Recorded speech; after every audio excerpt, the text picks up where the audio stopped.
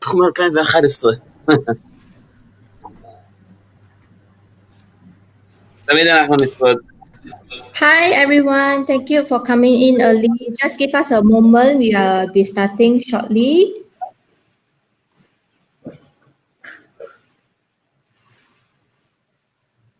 Okay, for the speakers, just help me mute yourself.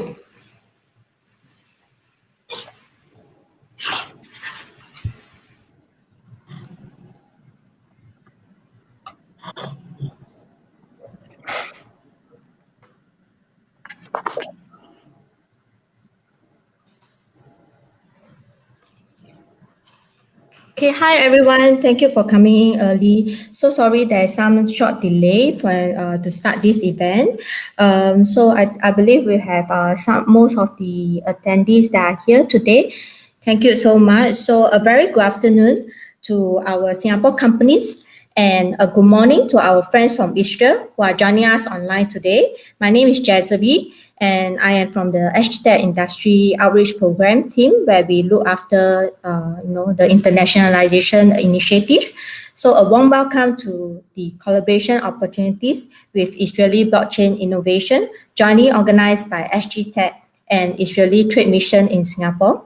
This event is powered by All Things Connected, and a special thanks to our platform partner, Airmeet. So Israel is a global technology and innovation powerhouse characterized by groundbreaking entrepreneurship.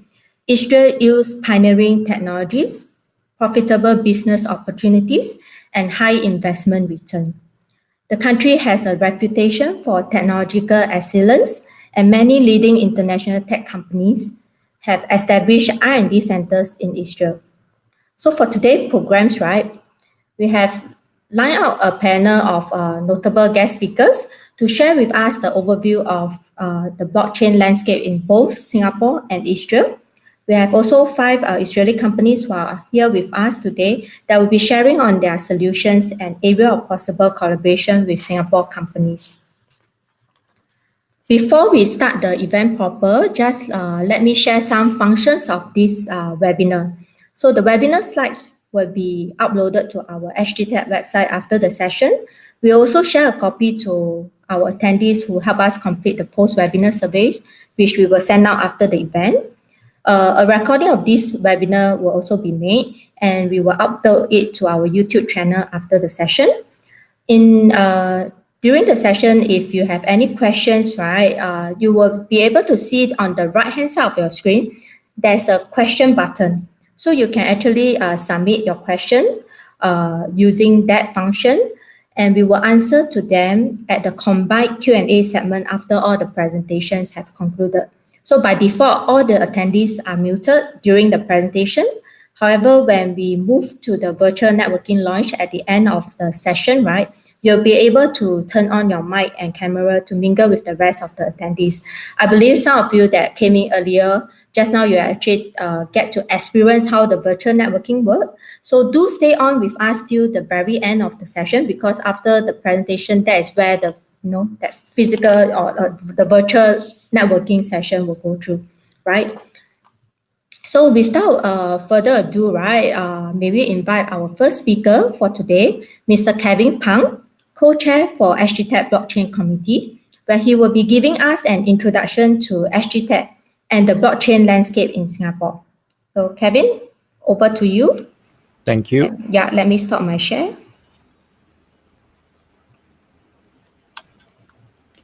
Okay, just let me share my slide.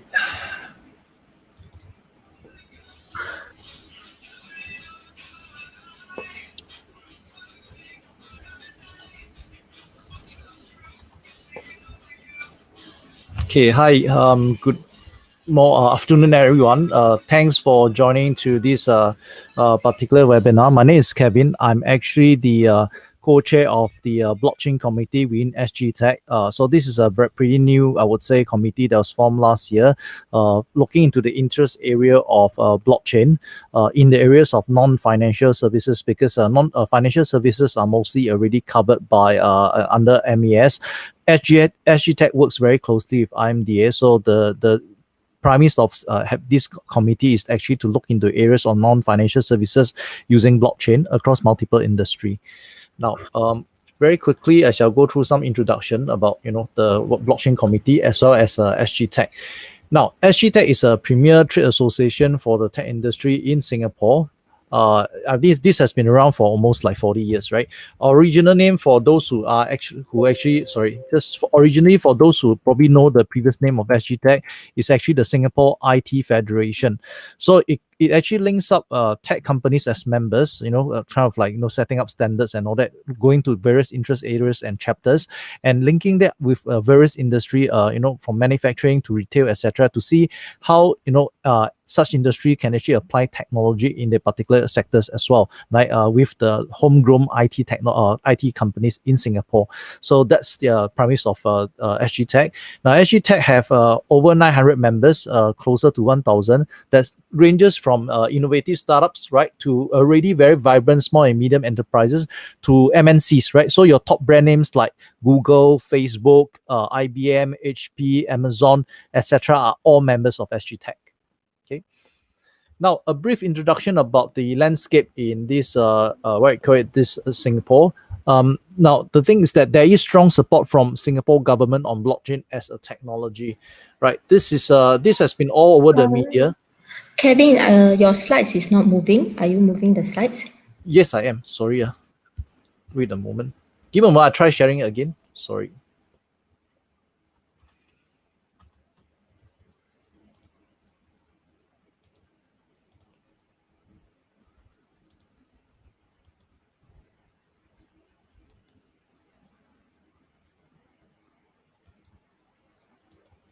Okay. Can you see it right now? You have to create next slide. Yeah, now we can see. So I'll just go back to this. Okay, so about the introduction itself, right? Again, back on it, there's strong support. So there's a lot of media coverage about blockchain in the recent years with regards to the use of blockchain as a technology and being supported by Singapore government.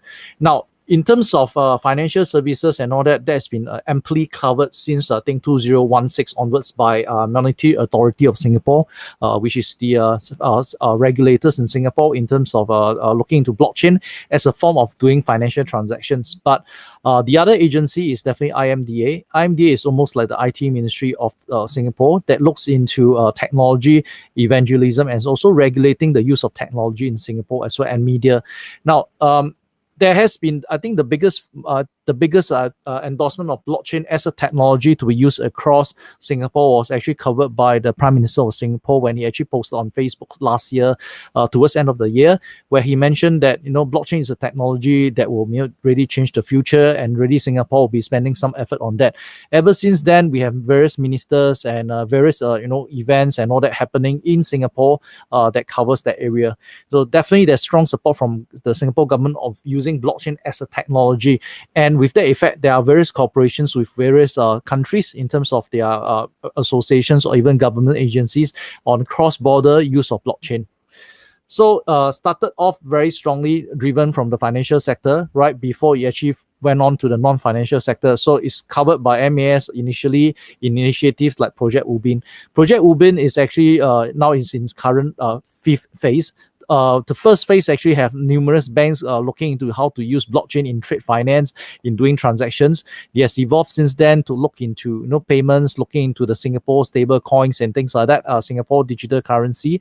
So right now it's in fifth phase and it's still evolving. So this is the one that drove a lot of interest internationally into Singapore, besides locally among the banks as well. Financial services for blockchain are fully regulated. So there is a clear regulatory regime on virtual currencies and also the use of blockchain within the financial sector. Now, going forward for the non-financial sector, which is covered by IMDA, we'll be probably looking into the different kind of standards and protocols for blockchain, so that only the ones that follow a certain standard and which is easier for consultation by all the various enterprises who need to deploy blockchain in the business, in the digital transformation plan. So IMDA supports the non-financial use of blockchain. So the advocacy of blockchain as a technology, right, a very important technology in digital transformation. Previously, in the I think 10 years ago, when people talk about digital transformation, they are probably looking into migration to cloud, and then of course use of mobile technology. But now blockchain is a very major underlying layer of technology that actually enables digital transformation. So IMDA supports that, and with that in mind, is actually part of a blockchain master plan delivered at the national level. Now, blockchain master plan looks into the interoperability between various blockchains across industry, and as well as between private enterprises and the government sector and the public sector as well. So I think that's part of the master plan, because I think right now there are numerous blockchains operating, both centralized and decentralized blockchain. Now, how does this all work together, as a national whole, or even potentially even on a regional whole, is something that is actually a target as well as a goal that the government will actually aspire to. And of course, there are numerous international industrial thought leadership forums and conferences in Singapore. I think the recent one was like exactly 2 months ago. There was the Singapore Blockchain Week. It ran very successfully because I think there were numerous international speakers in this event. Even though it's a webinar, due to unfortunately the COVID pandemic, we can't have a live event, but it was very well attended, almost like 5,000 to 6,000 attendees from around the world, and speakers giving very good information, not just on purely financial services on blockchain, but enterprise blockchain that was delivered by from IBM and delivered by Hyperledger, etc. Right? So, and of course from IMDA talking about that in that particular panel. So I think there are numerous thought leadership on this subject in Singapore, vibrantly getting lots of thought share coming from across the world. Just some picture and below on the slide, you can see that this is really covered very highly in the media. And just 4 days ago, Singapore Exchange actually used the blockchain to actually issue a 300 million digital bond. So it's no longer blockchain is no longer operating on the fringe of technology, but it's actually going mainstream, accepted by big enterprises as well as government agencies as well. Okay, looking into it, there is a Singapore blockchain landscape map that was actually delivered and endorsed by IMDA. The first one was actually done in 2019. There were a handful of companies that were doing blockchain, be it in developing blockchain solutions or in payments or in services. They were all covered. Back then, there was just a handful. Now, in 2020, there were now, based on the landscape itself, and you can actually go to the website with the link below to actually look at it in full. There are now 200 over companies being covered in this landscape. Now, this companies that are covered are not just any company that exists out there that claims to actually do blockchain, because I think there are lots of companies that are making numerous claims they are doing blockchain when they are not. So these companies that are actually being highlighted here are actually curated, and actually sufficient due diligence has been done by IMDA as an agency into the validity of them providing blockchain solution. So it is also a very good guideline for potential enterprises who say, okay, I want to work with a company that deliver a certain blockchain solution. Is a very good guideline. Now, going forward, there will be more details about the companies and know what exactly they do, and that is one of the charter that probably IMDA is doing as well. Okay, so in terms of blockchain education, huge emphasis has been given to it since 2018. There have been numerous, I would say, much endorsed and validated and accredited blockchain programs that give training, and as well as give certifications to numerous people who are interested in this area in order to develop blockchain talent in Singapore, and as well as potentially those who are actually coming to Singapore to develop this talent. So numerous programs in local universities, in the polytechnics, on giving diplomas or even certifications in blockchain from technology point of view as a developer, all the way to blockchain appreciation of blockchain as a technology, as a manager. Such courses has been going on almost every day, right, in Singapore, delivered by a lot of these institute of higher learnings, but as well as private academies as well. Now, one of the key ones is that that's recently came out is the Singapore United, SG United, we call it in Singapore. This is a program to actually help, a lot of job has been displaced due to recently the COVID pandemic, right? A lot of people have been affected, not just in Singapore, but worldwide. So with that effect, the government wanted to train people to take on new jobs, especially those who have actually lost the jobs due to the pandemic. So that is this new program called the Blockchain Talent Program. It just started just not long ago. It's going to the next couple of batches already. What it means is that the government would want to train up a new entire talent pool of people who are skilled and versed in blockchain, give them some allowance to get by, as well as then helping them to actually get attached to companies who are actually looking to how to deploy blockchain for the companies, right? So these are actually very good programs supported, and this is part of the education process of the in Singapore. So coming back to SGTech in terms of the blockchain committee, so what are our mission, right? In order to advocate blockchain as a technology in the industry where we are, or rather in the area that we're operating in. First and foremost, we want to be creating industry awareness. We want to introduce blockchain use cases for enterprises, right? And also solutions to them. And that goes down into the different industry level. So for instance, in logistics, you have a particular use case for blockchain. In agriculture, you have a particular use case. In medical industry or pharmaceutical industry, there's a particular use case, right? So no solution is, of course, while there are generic blockchain solutions, specific industry would have a very specific use case for blockchain. And this is something that SGTech will want to go across multiple industry by going with even intimate workshops, industry by industry, sharing them first and foremost, dispelling the myths of blockchain.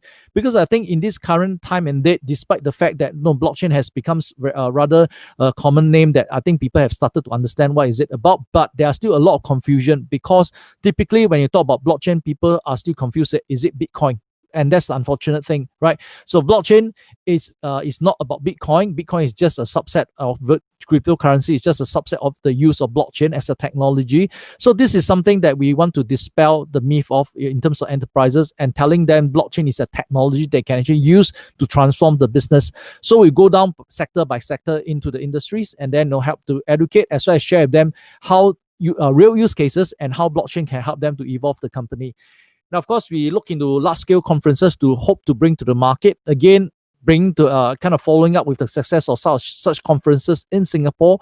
We hope to actually put on a more technological spin to such a conference to actually, really educate the public in terms of what blockchain can actually offer for them, as well as like us being a one-stop thought leadership and a committee of solution and training providers to help people to know that, because I think there are a lot of providers that claim they are providing blockchain education, they are providing blockchain consultancy, but guess what, they are just training people how to mine Bitcoin and things like that. So that's something that we don't want that to happen, because it kind of like murks up the entire industry in confusion. So we want to ensure that people have very clear distinction about the use of blockchain as a technology in the industry.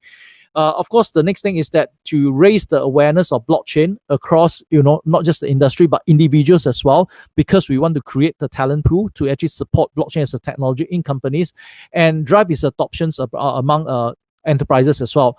Last but not least is, of course, to formulate the principle for companies to actually form consortiums or collaborate, because the thing is about blockchain itself, it doesn't exist alone. It is actually tied to cloud computing, it is tied to big data, it's tied to even telecommunication services as well, in terms of like internet services and all that. So that's something that we want to have collaborate across cross-functional technologies, right, to actually help the industry to actually understand this and how we can actually help them better.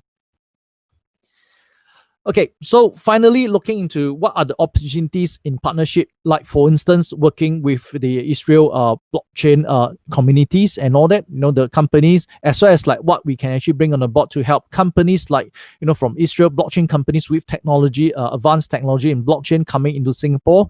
So this is how we can help. First and foremost, sharing or market needs, like for instance, there's a certain lack of technological skill sets or even technological consultancy, say in Singapore. There's something that if something Israel can actually fulfill, that's where we match them together. And of course, technology mindshare, we do have no expertise in Singapore, but of course, it is an evolving technology. Different countries are in different stages of, technological advancement in blockchain. So we would like to have the technological mindshare, facilitated to SGTech with the various countries, like in this case with Israel.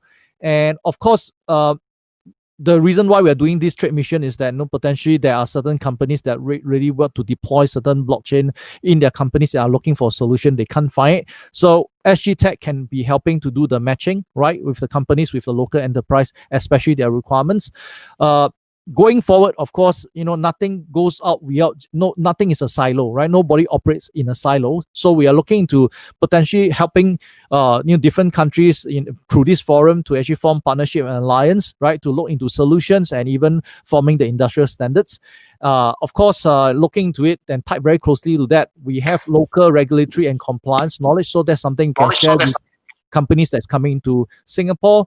And last but not least, we hope to be able to share in terms of doing new education and technological training in Singapore, right? With the help from other countries that, have already very advanced content and developing our talent pool in Singapore. Thank you very much. That's all I have to share. Thank you. Okay, thank you, Kevin, for your presentation. So next up, right, we have Mr. Igal Nevo, CEO of the Israeli Blockchain Forum, where he will be presenting on the overview of the Israeli blockchain landscape. Yeah, Igal, over to you. Hi, thank you, Dr. Jezreel. One moment, I put my presentation. Hi. You can see that? Yes. Yeah, excellent. First of all, I want to thank for SGTech for this great conference. I want to thank also to the Israeli Economic and Trade Mission in Singapore, to Yoav, the head of Economic and Commercial Mission, of course, Jonathan Goa, the Senior Trade Officer. Thank you so much. It's not the first thing that we are doing with Jonathan. It's always a pleasure, and when she asks, I immediately bring all the industry I can to take part of this great occasion. So I do a short overview about the industry and the regulatory area of Israel. As Jeffrey said, I'm the CEO of the Israeli Blockchain Forum. The forum established 3 years ago, but by leading investors, entrepreneurs from the blockchain industry. It's came from the industry and by the industry. I worked for many years in the Israeli parliament in many regulatory businesses, and I'm also a member of the OECD BIBAP, the blockchain expert policy that make the policy for the G20. And I also have partners from Singapore for IMDA, also taking part, and we hope that it's going to be published in the next few months. We all started, this book, I'm sure, the Startup Nation. It's make a lot of noise and really put Israel a leading part of the high-tech as a high-tech startup nation. And we really thought that Israel can and should become a leading blockchain industry habitat. We have a lot of talent that can make really high-end technology in Israel. The problem is the regulatory arena is not as innovative as the entrepreneurs in Israel. And 3 years that the forum has come to life, still it's not the best place to do POCs here, but it's really changing. I'll talk about this later. We had 6 goals as SGTech, lots of regulation, code of conduct, education also for regulators and policy makers and decision makers, also the other enterprises, more old-fashioned the technologies, etc. Making a community, and as we're doing with the Israeli Mission Trade in Singapore, international relationship, and try to help Israeli technologies go abroad. Why we do that? There's a lot of areas in the blockchain, and many kinds of companies, many kinds of technologies, and we understand where there's one forum that understand the problems, and it can really get it to the decision makers and the policy makers to understand what kind of problems this particular industry can have. We honest and have cooperation with all the ecosystem, not only the companies, also the inverters, and of course we are working with all the law firms and accounting firms, the big four, and we all joining hands together to see how Israeli blockchain industry can thrive in many areas. And I think the most important thing, the forum is the vocal point of many financial regulatory authorities. And these last years, we really gained the trust and respect of them. It's really hard work, and we need to have much patience to work with them.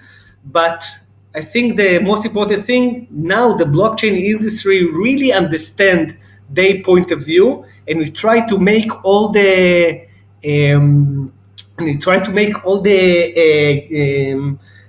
ideas how to narrow the gap.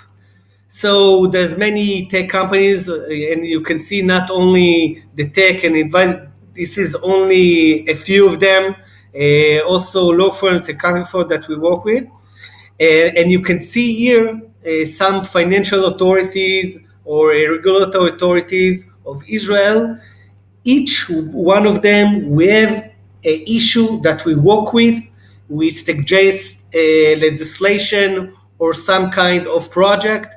This is a day-to-day job, and it's very difficult to do that, but as we said, we think that Israel can and should become a blockchain habitat, and the most interesting POCs need to be in Israel and then go abroad. So this was really short about the forum. I want to talk about the Israeli blockchain industry in numbers.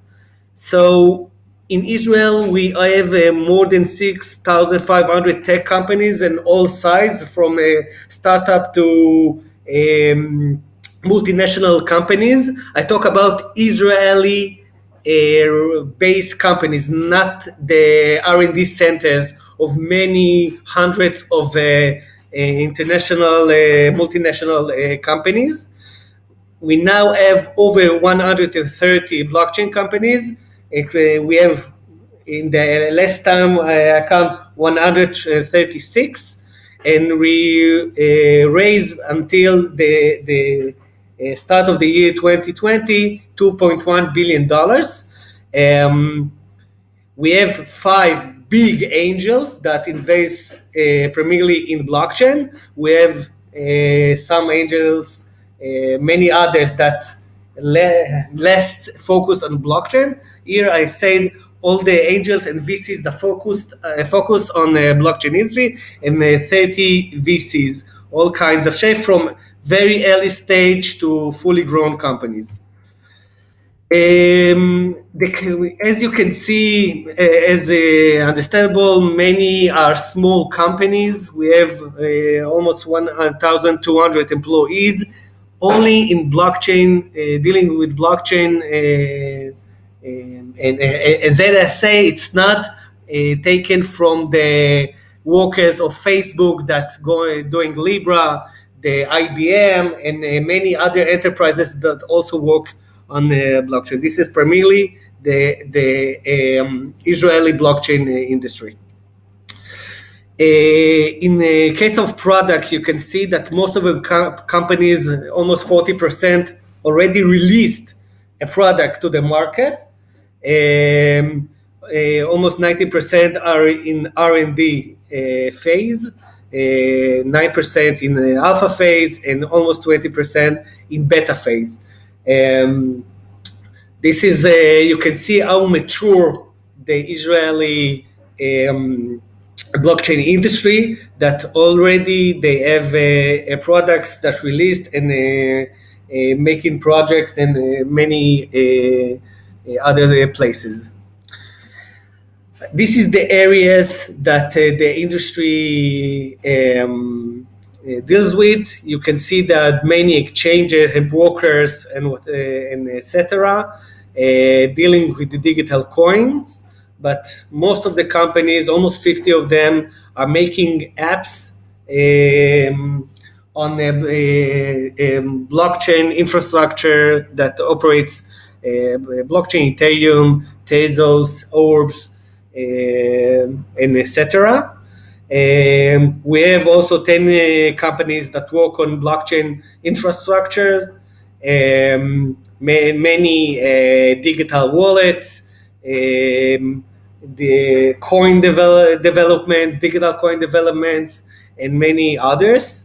I think it's not it's common that most of the companies are dealing with digital coins, but I think the development of blockchain and apps on blockchain, you can see that the shift from the digital currency phase to real high-tech technology, and I'll talk with after that the Corona or post-Corona era, it's going to change many of the operational companies' R&D. Okay, now in Israel we have 4 main regulatory opportunities, and this is really changes the way that blockchain companies can operate in Israel. We now have the regulatory sandbox as in Singapore. It's something I hope is going to operate in the beginning of next year. Also, the open banking system, now banks would have to bring all the data of their own customers who approve to fintech and blockchain companies, and they can use that and make many interesting technology and data from them. The open banking is also something that well known, but in Israel, as I said, there's a gap, and I think the gap is narrowing. Also, we're going very forward in crypto stock exchange licensing, that any company, Israeli or from other countries, can go to a licensing process and open a crypto stock exchange, fully regulated. It's very interesting. And also now there are many projects of STO that also in the process of licensing, and the Israel Security Authority really ask for the entrepreneurs to come for a licensing process and make a pilot or a POC and try to licensing in Israel. I think it's a major change of how the security authority in Israel thinking, and this is 4 main opportunities that can have boost not only for Israeli companies, also for many out of the country companies to operate in Israel and maybe try to have the good regulatory area, because we know about high-tech, we're very conservative about regulation, and the joining of those 2 things can have a real impact when you're going outside. As I said, the Corona era also have opportunities. I don't think many talk about the digitalization that happening also in banking, education, and data. I think it's the major, if there any industry that can benefit of the digitalization, it's the blockchain industry. I think it's going to change and really going to enter to all kind of entities, very conservative entities, as banks, as the education schools and academia, whatever.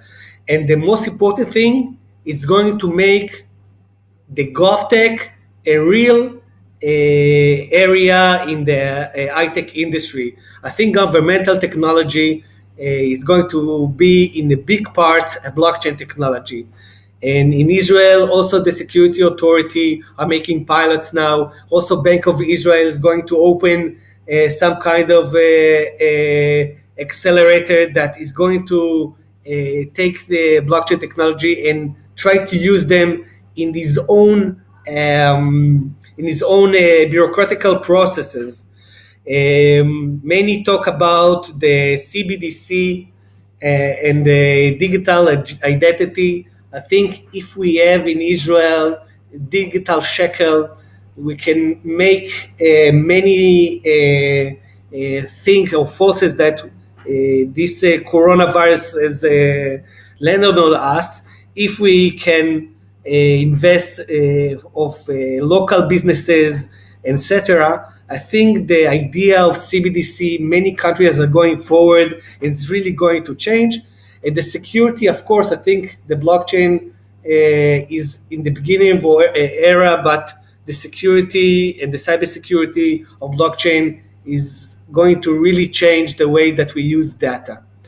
So I think they are now narrowing the gap between the very creative innovation of Israeli blockchain entrepreneurs, investors, industry, and we're narrowing the gap with the regulators that really didn't want to allow the blockchain industry to operate in Israel. Now the main thing that's going to change is the opportunity to have real POCs, real connection with other countries to use all the benefits of Israel as the Israel Economic Trade Mission to Singapore, and to join together and make Israel a real startup / high-tech nation. And I really hope that this opportunity, SGTech and other partners, we can grow together and take these very challenging times and really take the chance to take this blockchain potential and making spread all over, because we didn't been in this area. We didn't thought that blockchain is going to be the future of many technologies and other technological opportunities. Thank you so much. You can see the QR, a link to my LinkedIn, and I'm here for any question that you have. Thank you so much. Okay, thank you, Igal, for the insightful sharing. So now we would like to move on to the Israeli blockchain innovations presentations. First up, we have our speaker from Invo, Mr. Dror Shapira, founder and CEO of Invo, to do his sharing. Dror, over to you. Hi, thank you. Yeah, I just need let's just share the screen.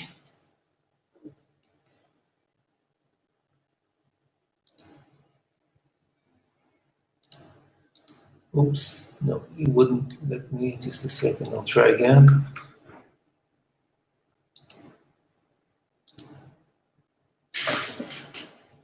Sorry, technical.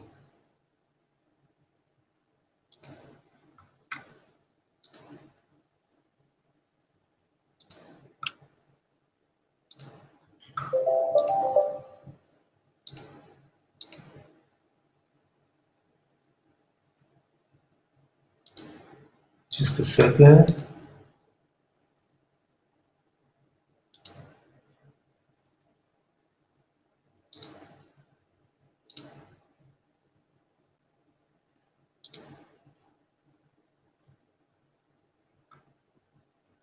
Okay. Okay.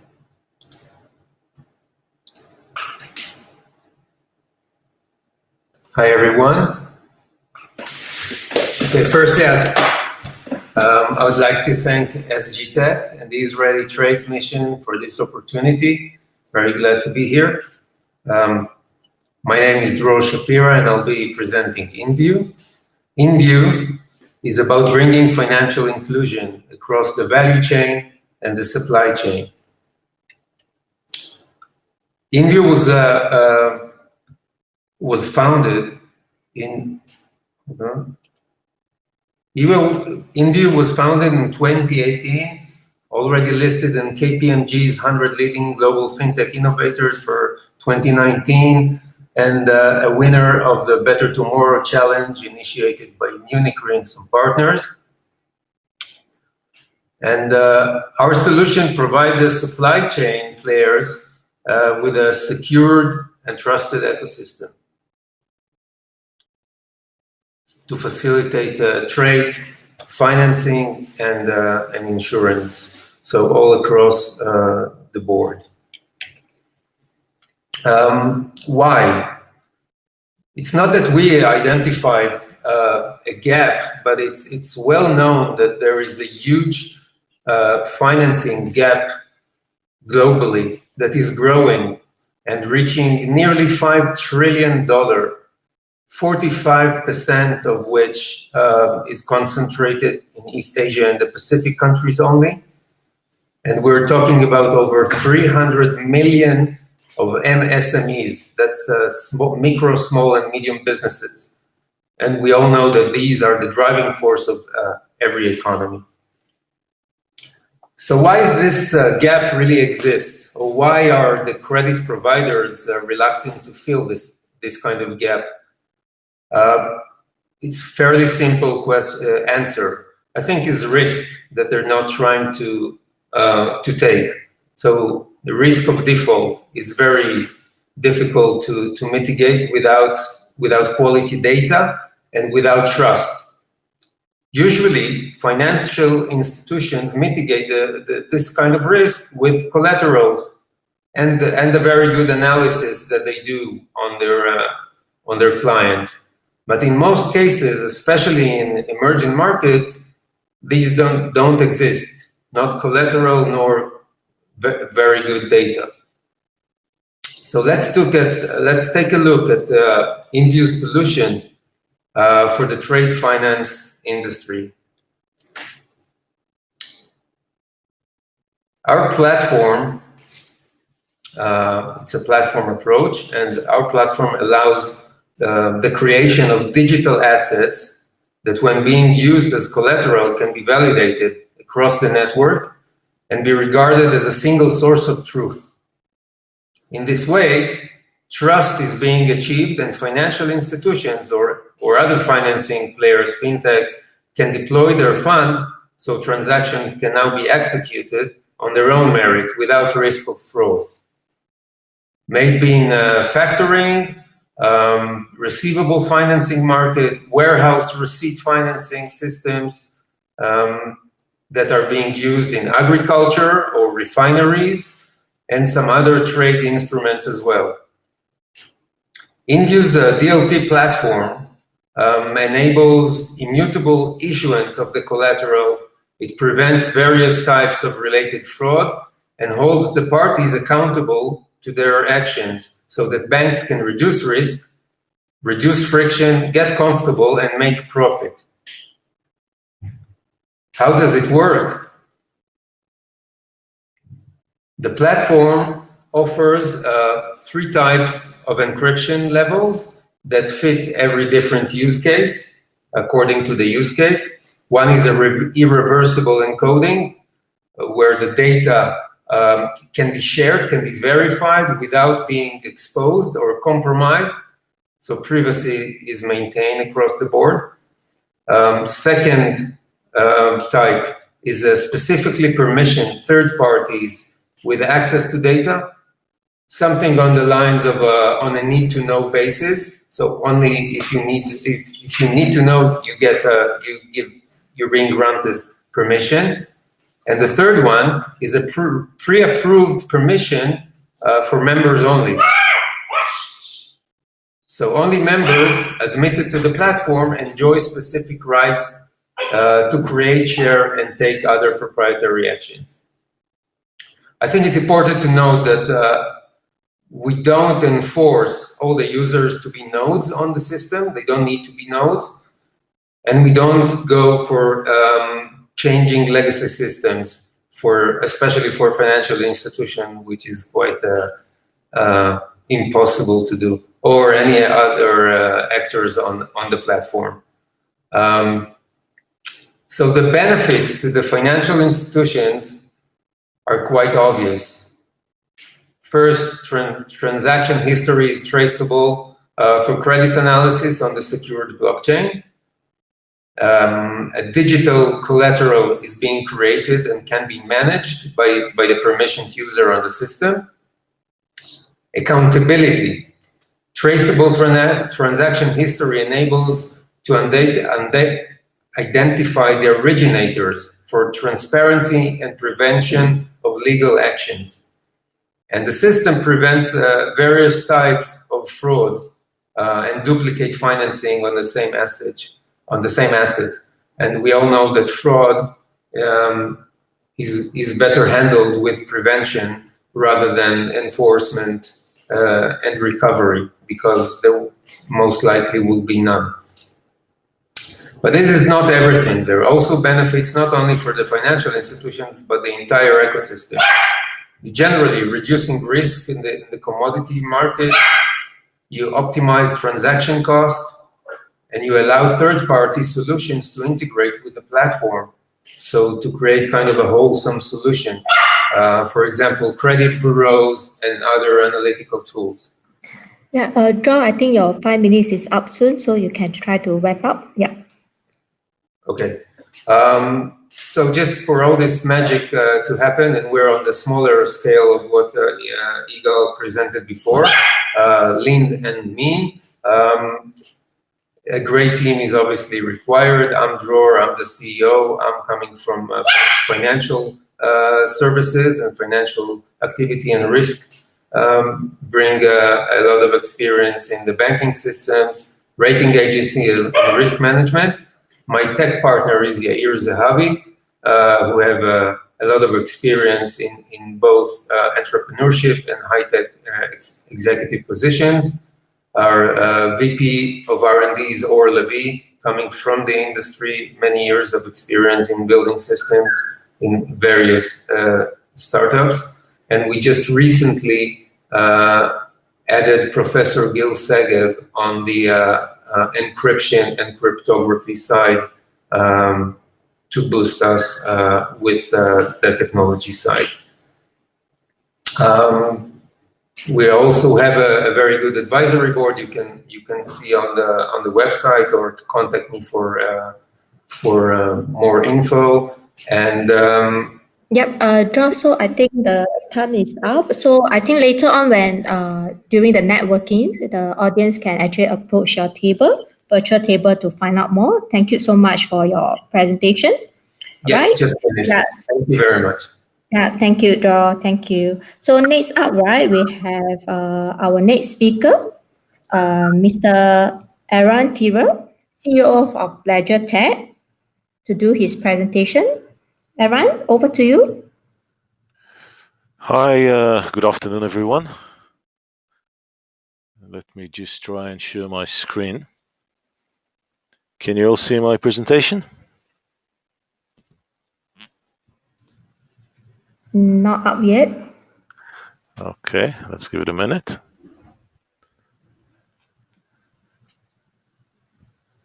Okay, can you see it now?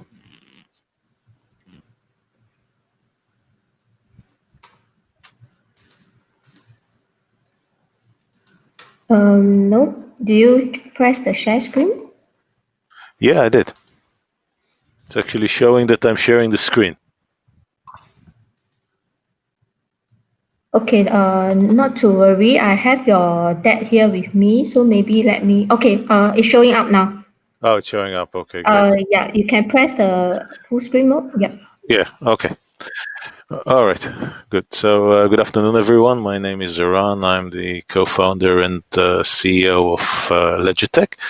And at Ledger Tech, we've developed a blockchain-based digital insurance solution that enables traditional insurance companies to go fully digital. We started the company about 2.5 years ago, after we sold our last company to IBM in 2016. We spent a couple of years in IBM onboarding our previous solution and learning a lot about blockchain technology and how it can serve the enterprise community. And as a result, we started LegitTech. We've worked closely with our design partners and systems integration partners like AXA in Japan, Bharti AXA in India, Deloitte in Japan, DXC, SoftBank, SBI Insurance, R3, and so on, to come up with our digital insurance solution, which is based on the R3 Corda platform. When you look at enterprise blockchain solutions, the two prevailing ones are Hyperledger Fabric and R3 Corda. We started with Hyperledger, but switched to Corda because it made much more sense for our enterprise customers. A lot of the insurance consortiums, blockchain insurance consortiums like B3I and RiskStream are based on Corda, so that was our decision. And we've launched a few months ago the first version of our product.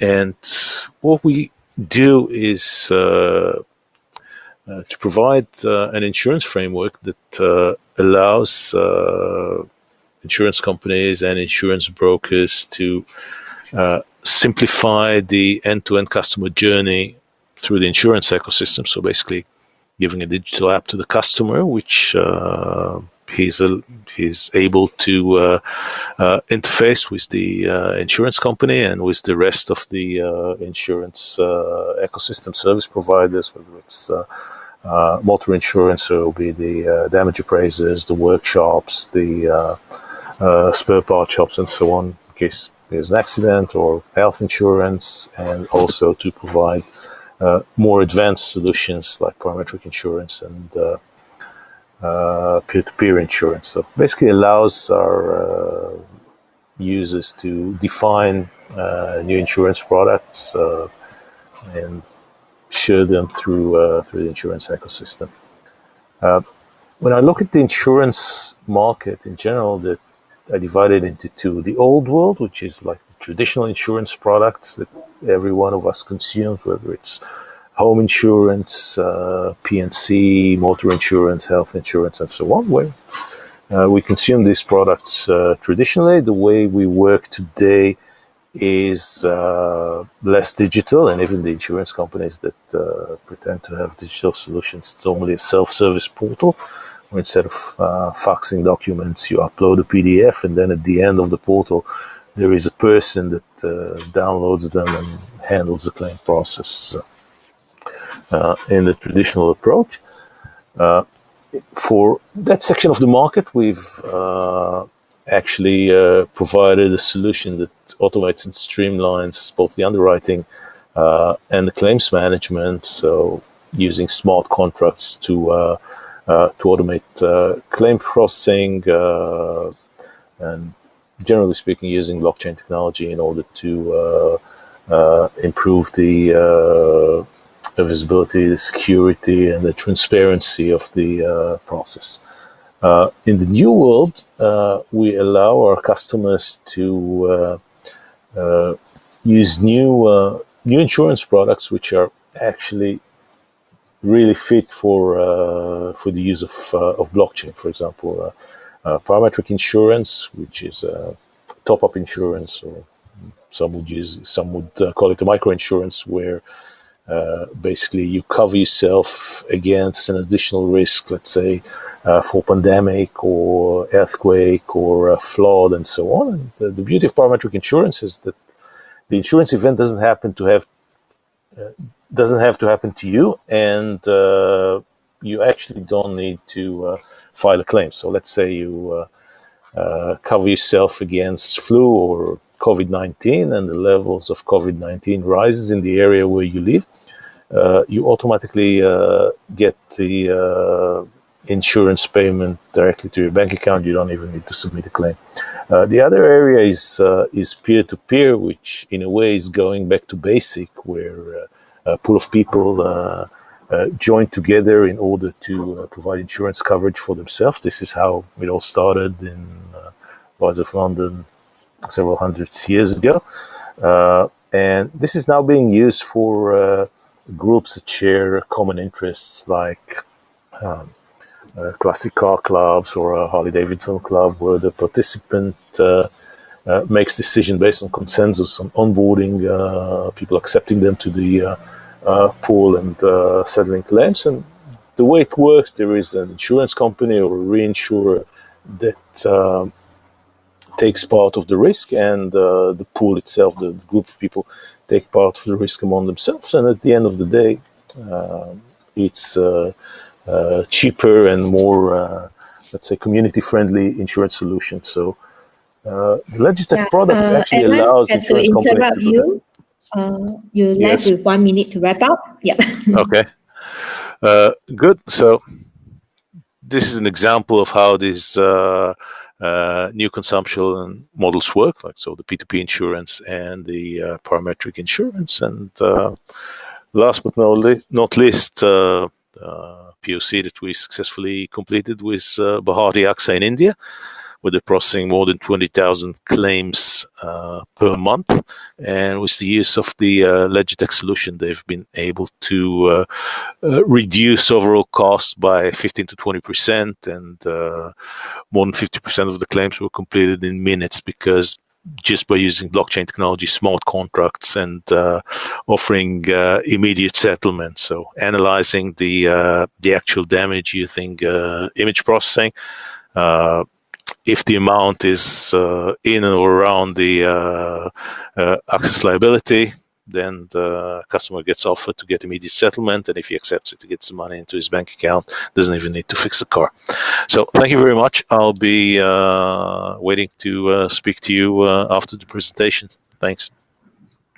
Thank you so much, Aaron. Okay, so now we would like to invite our next speaker, Mr. Nissan, founder and CEO of Valid Network, to do his sharing. Phil, over to you. Thank you.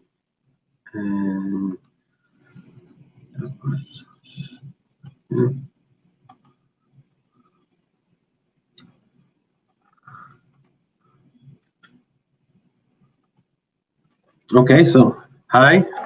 Can you see my screen? Perfect.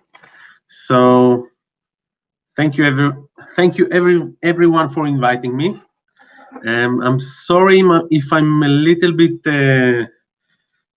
out. I'm in San Francisco, and the hours are a little bit different. So it's a pleasure to be here. My name is Kfir, and I'm the CEO of Valid Network, and we are a cybersecurity company for business applications running on top of blockchain infrastructure.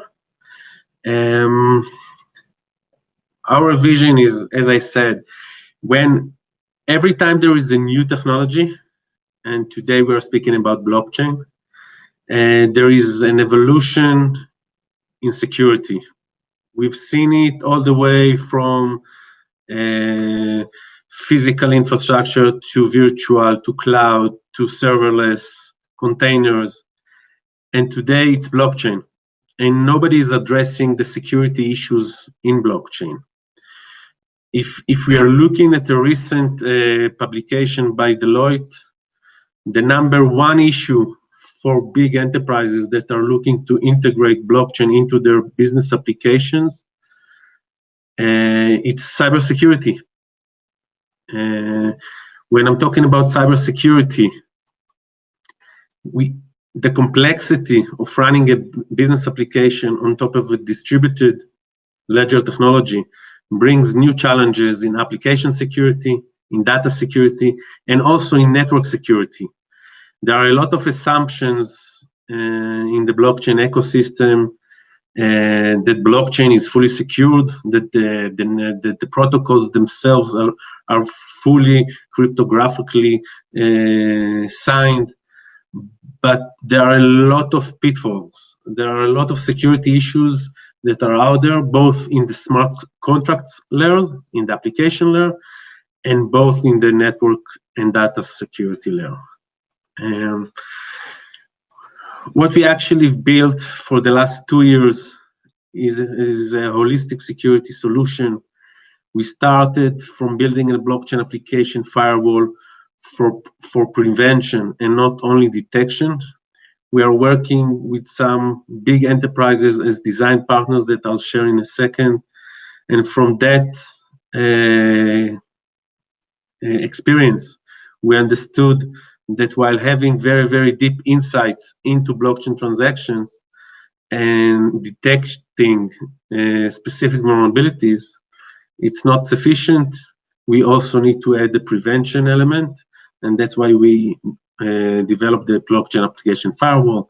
We have the runtime application self-protection that we developed from scratch, and we have a deep forensic insights that are based on both a static code analysis engines and dynamic analysis that we are performing on each and every transaction and different networks. Today we support Ethereum, we support Hyperledger Fabric, and we are looking into Corda right now.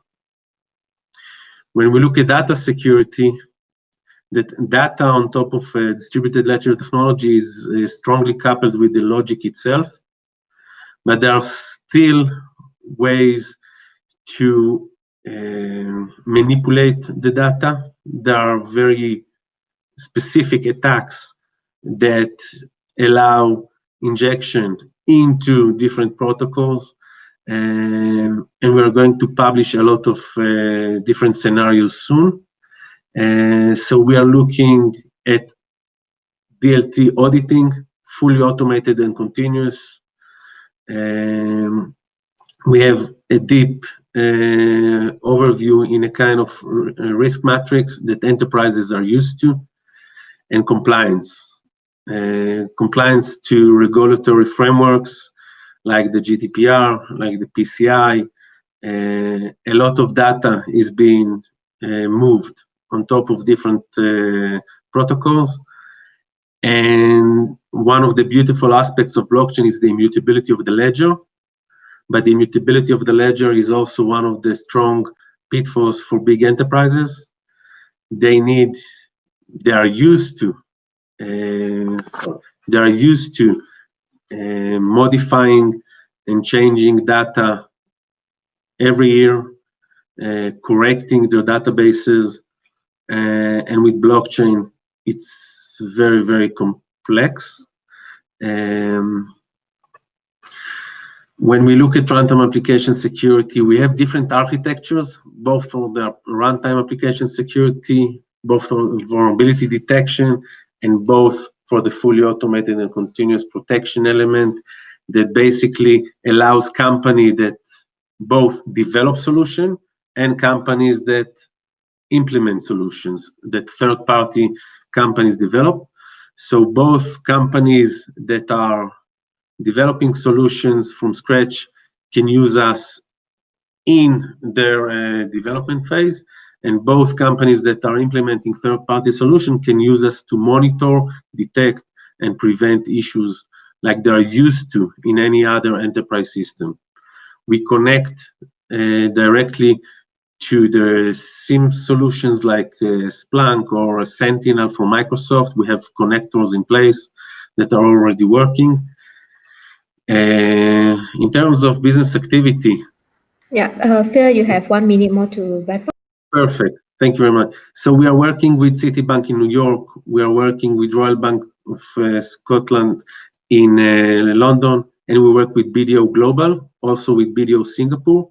And we have strategic partnerships, IBM and Intel, and they are not just applying us credits. They are strategic partners. It means that IBM, we are going hand by hand with IBM into different blockchain projects, and we are going hand with hand with Intel into different blockchain projects. In terms of Singapore, There are so many different opportunities, both companies that are building blockchain solutions, both different consortium. They all can benefit from our solution. And we look forward for opening doors in Singapore. I think it can be a very mutual beneficial process. Thank you very, very much for the time, and I'm here if someone wants to talk. Thank you very much. Thank you, Phil. Thank you so much. Next up, we have Mr. Isaac Levy, co-founder and CEO of Whitestream, to present his solution. Isaac, over to you. Hi, hello. Can you hear me? Yes, good. Great. So I just share the screen. You may want to turn on your video as well. Yeah. Yes. Just a second.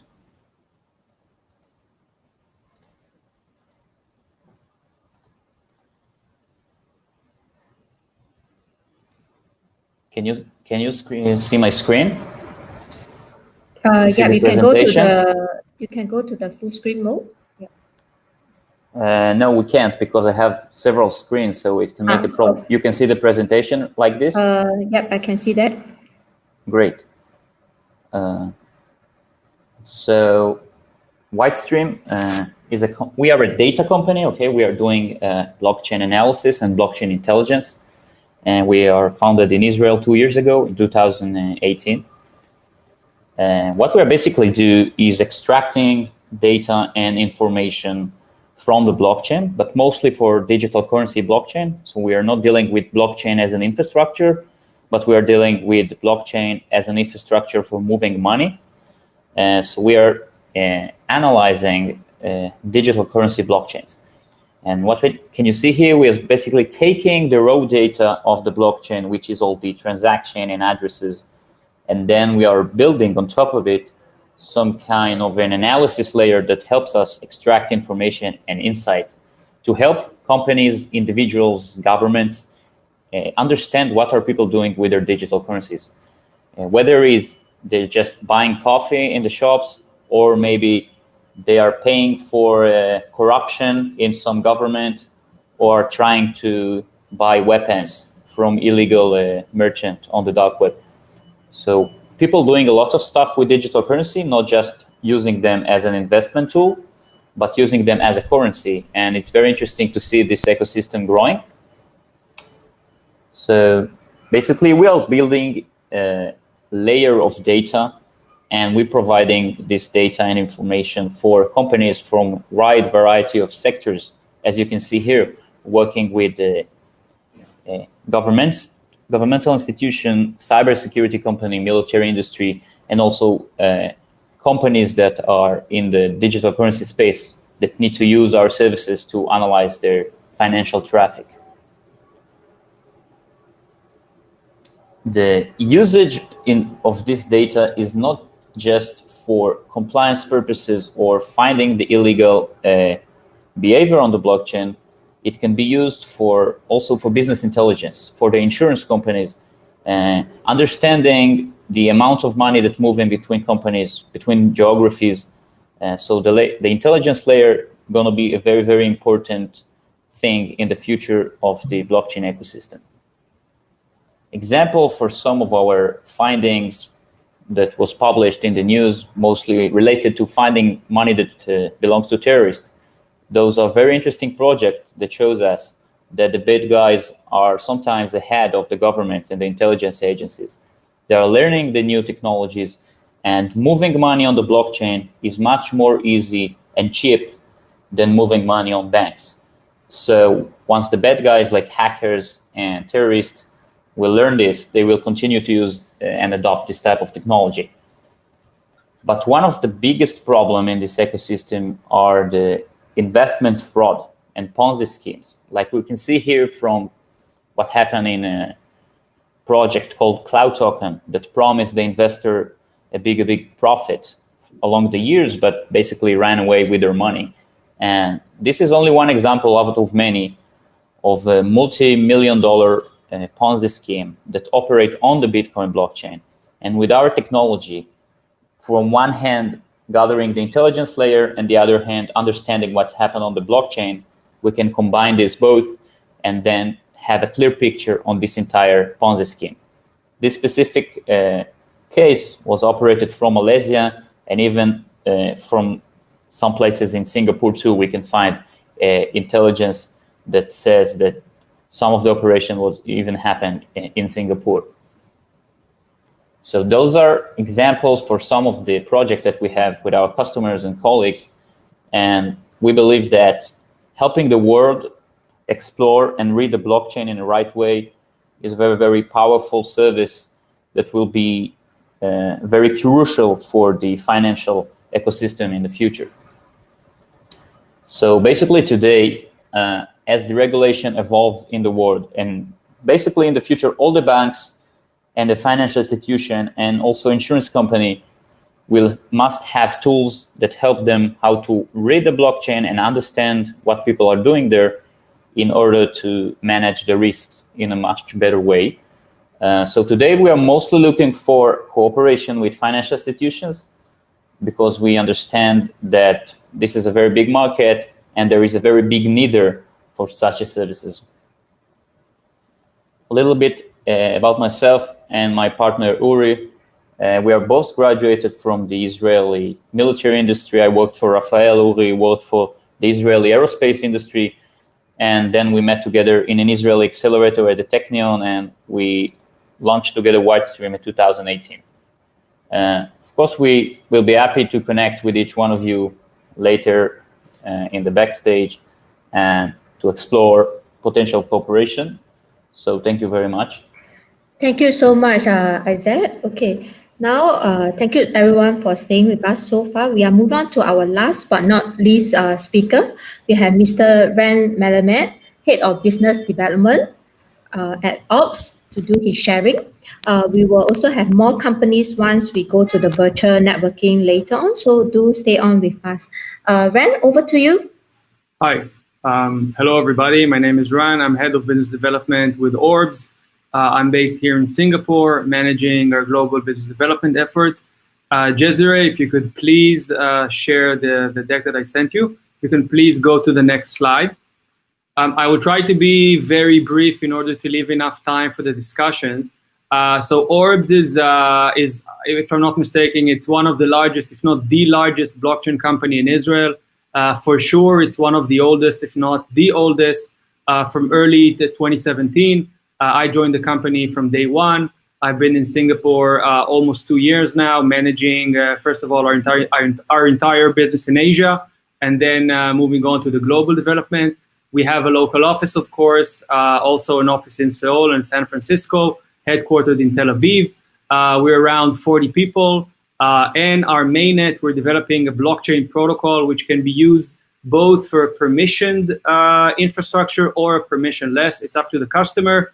It's up and running since March 19, and as I would like to explain now, it's been put into use in multiple cases with very, very, very large partners. Jezere, because of the time, if you can please jump to the next slide. Thank you. So we're providing an enterprise-grade blockchain, which is intended for the use of enterprises, large companies, and of course, governments. As I'm about to discuss in my next slide, we have many partnerships, but the idea was to looking at the infrastructures that were out there, the infrastructure protocols back in 2017, and I think that it hasn't changed a lot. There was a real demand for a permissionless infrastructure that can serve enterprises. Now, of course, you have existing permission protocols like Hyperledger and Corda, but we can get into a very interesting discussion on why it might be a good idea to try something different, as our partners have. I can get into the details, but I think that we don't have much time, and I'd be happy to get that either to the discussion rooms or face-to-face. Again, I'm based here, so it should not be a problem. If you can please jump to the next slide, Jezere. So I would like to briefly discuss some of the projects that we've recently delivered. All of them were during the past year. So first of all, a project that we recently successfully deployed with one of the world's largest development banks. It was a platform, blockchain-based platform over Orbs to track and trace funds if it's for financial aid projects or any other kind of project in which you're able to document the money trail down to the last penny and create full transparency. In that case, it was that development bank to the donor country. Another customer, again, I apologize for not being able to share their exact name. They're under commercial confidentiality, but of course, in a face-to-face discussion and after signing the appropriate, confidentiality agreements, I'd be happy to share all the information, all the relevant one. So another one of the largest consumer brands in the world that we're now deploying a new solution for supply chain management. Another one, which is a customer denoted here, customer 2. It's one of the world's largest manufacturing equipment who has developed a blockchain application based on our infrastructure with our assistance in order to build a solution for quality control of their manufacturing. It allows them both, I think they're one of the most advanced supplier of equipment for automatic robotic manufacturing, industry and real factories in which the manufacturing floor changes along the production line so it can serve a multiple production line within the same hall. So they're using our solution in order to monitor the control of their processes. We're also now a member of one of the largest consortium of telco operators, which is called the CBAN. The discussions over there is how to implement blockchain infrastructure for the telecommunication industry.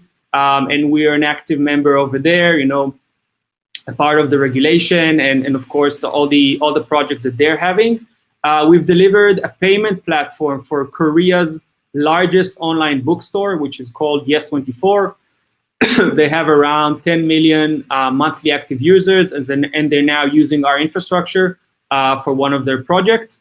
And of course, we're a close advisor to multiple Israeli government agencies. It includes they're included in the list that Igal mentioned earlier, but also some others, for instance, the Israeli police. We're also talking to other Israeli security agencies in educating them. A few words that I would like to relate to what Mr. Pang was saying earlier. We're doing a lot of pro bono activity, which involves training to developers, which involves education, blockchain education, mostly to NGOs and government, but it could also be to companies, to corporates who are looking to get into blockchain. And of course, I'm based here in Singapore, given that we understand the value and the potential not only of Singapore, but the region as well as part of our business strategy. This is pretty much us in a nutshell. You're all welcome to visit our discussion room. And again, I'd be very happy to continue the discussions after this session.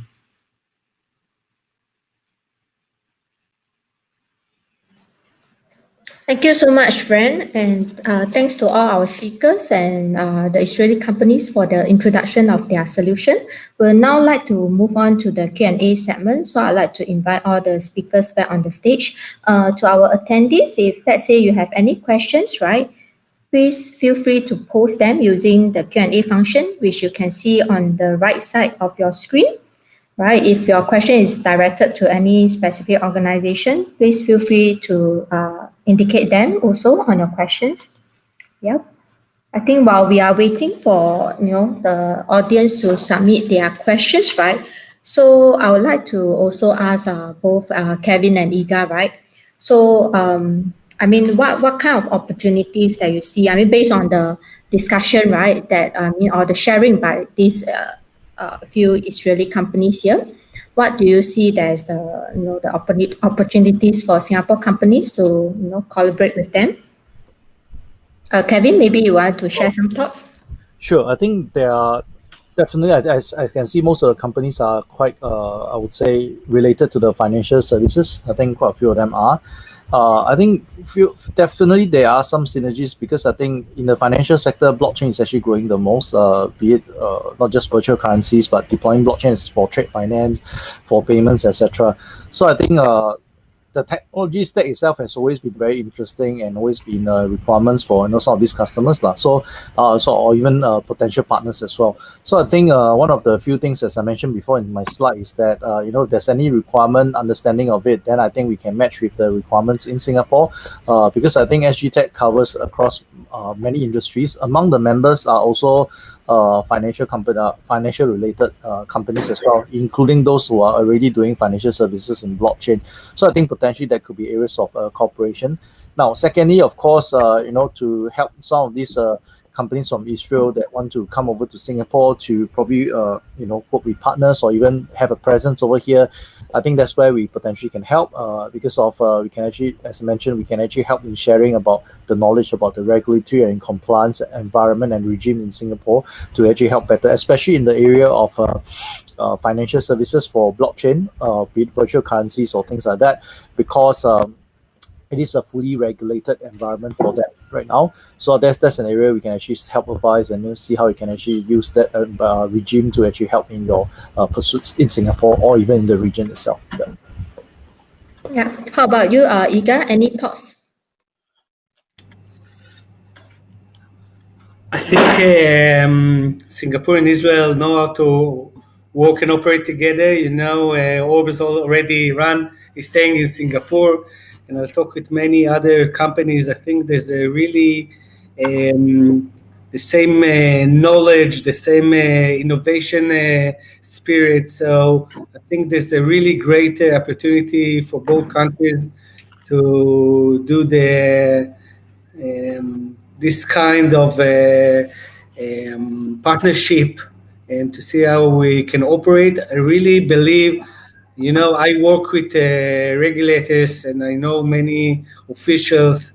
It's very difficult, as Kevin said, it's not easy to work with them, but you need the knowledge and really make the opportunities. So I really hope that also this relationship with the Singapore SGTech and the Trade Mission Committee will do this, take it to the next level, and hope that we can, as I said, in the era of coronavirus, you can see that all companies take the matter of trust, the matter of security, and nobody talks really about the coins, only about the technology. So it's really changed the way, and I hope that we all have the opportunity to make the big boost when COVID-19 will disappear, hopefully in the near future. So thank you very much. Yeah, if let's say moving forward, next year, if the situation become better, there are plans also for SGTech to lead a mission up to Israel, because we hear so much about the technologies up there, the startup nation, etc. So definitely there are plans, and this is something that we will work hand in hand together with the Israeli Trade Mission here in Singapore. So I think, I think we do not have any questions from the audience, but later on we will still have the virtual networking. So if any of the attendees have any specific questions for any of the Israeli companies, feel free to, hop on to their table, right, to find out more. So once again, thank you to all our speakers, right, and Israeli Trade Mission in Singapore for making this session possible. So we have come to the end of the presentation, but the event is not ending yet. So we will be leaving this presentation mode soon, and we will go on to the networking launch. But let me, before we end, just let me share some of the upcoming activities with you. So we have actually our next Go International webinar that is taking place next week on 18th September, and this is on Latin America. If you are interested, right, you may actually scan the QR code to register for this session. And SGTech, together with Open Notes and Singapore Food Manufacturing Association, is also organizing a webinar to explore the usage and case studies of blockchain technology in agriculture and food supply chain. So do join us on the 1st October to learn about the current developments and future potential of how blockchain can change the agriculture and food processing processes. You can also scan the QR code here to register for this event. So we would also like the attendees to help us complete this short post-webinar survey so that we can create relevant content and improve for future sessions. We will share the presentation tab of the speakers to the attendees who complete this survey. You can scan the QR code or enter the link, right, to access to the form.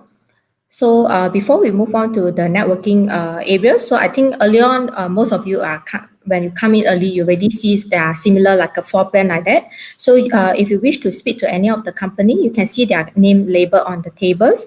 Just grab a seat on that table and remember to switch on your mic and camera to network. All right. So once again, thank you everyone for attending today. We hope you have gained valuable knowledge from this event. Do continue to stay on to network with the rest of the attendees. Okay, so we will have the virtual networking until 5:30. So feel free and connect. I will now move you all on to the networking launch. Thank you and see you at the launch.